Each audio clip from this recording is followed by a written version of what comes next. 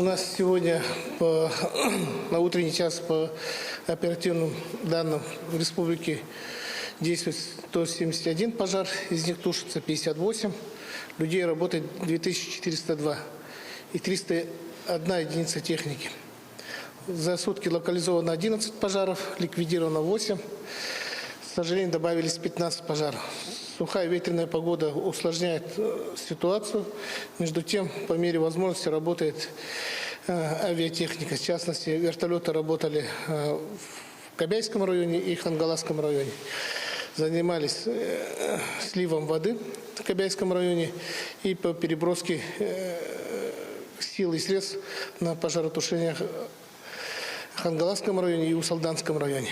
Самолеты Б-200 и Ил-76 из-за видимости не работали. При этом на особом контроле стоит ряд населенных пунктов 5 районов республики, таких районов как Горный, Усалданский, Намский, Верхневилюйский и Кобяйский район. Населенным пунктом огонь приблизился максимально. Сложная обстановка сегодня стоит в село Кылае в Усалданском районе, Далыр Верхневилюйского и Ситте и Кобяй в Кобяйском районе. Сегодня максимально мы технику, которая может помочь населенным пунктам, из ближайших населенных пунктов приблизили и работаем по охране и потушению ближайшего огня населенному пункту. Вчера самолет-зондировщик Ан-26 работал в Лёкминском районе.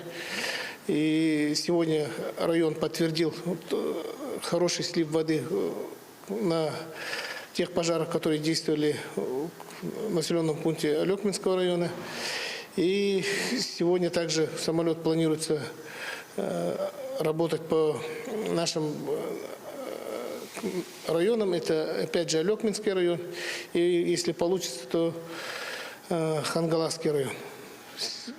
Самолет не может эффективно работать ввиду отсутствия ресурсных облаков. Очень хорошо помогает штаб добровольцев. Сегодня сформированы добровольцы и отправлены в Кобяйский район и Горный район. При этом, повторюсь, ситуация остается сложной. Сегодня глава республики работает в Мирнинском районе, где также ситуация сложная.